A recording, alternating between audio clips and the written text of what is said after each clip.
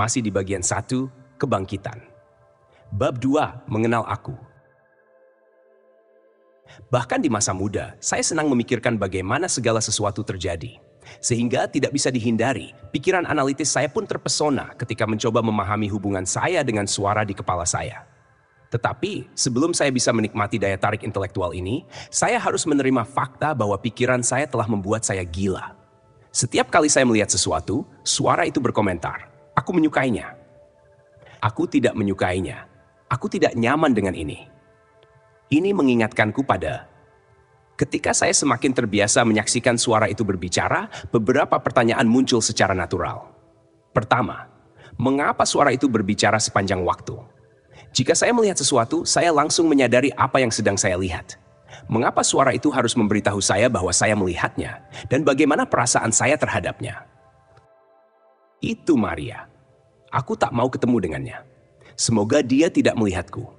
Saya tahu apa yang saya lihat, dan saya tahu apa yang saya rasakan, karena memang sayalah yang melihat dan merasakan. Mengapa yang saya lihat dan rasakan harus disuarakan dalam pikiran saya? Pertanyaan lain yang muncul adalah, siapakah saya yang terus memperhatikan seluruh aktivitas mental ini?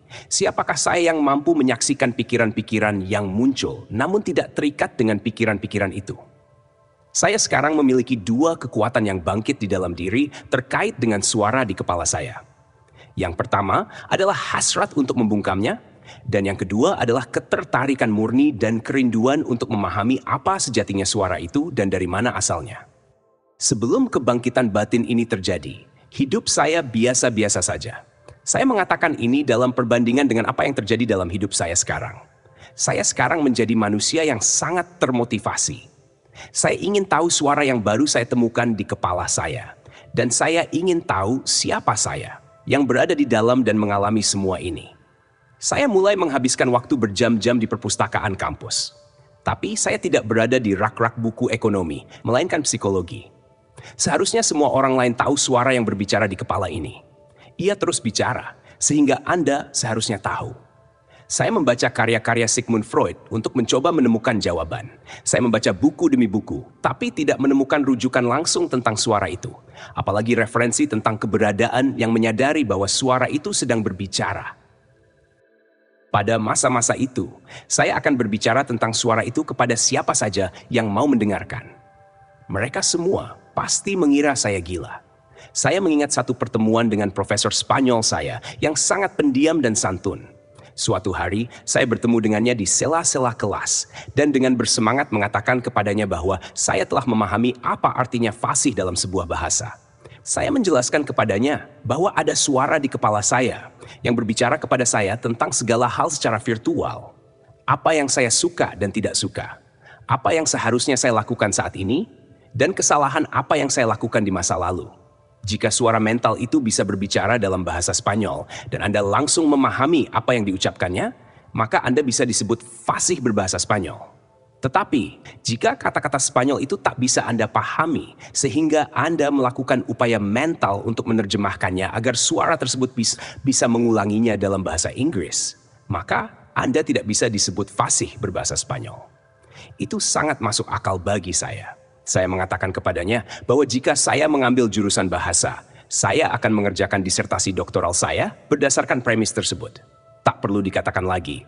Sang profesor menatap saya dengan tatapan yang sangat aneh, mengatakan sesuatu dengan sangat santun, lalu melanjutkan langkahnya.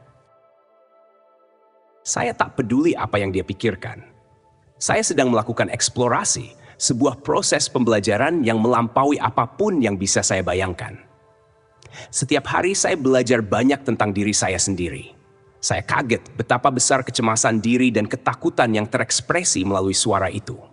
Jelas sekali bahwa pribadi yang saya perhatikan di dalam batin saya ini begitu peduli dengan banyak hal yang dipikirkan orang-orang tentang dirinya. Ini sering terjadi, terutama jika menyangkut orang-orang yang saya kenal dengan baik.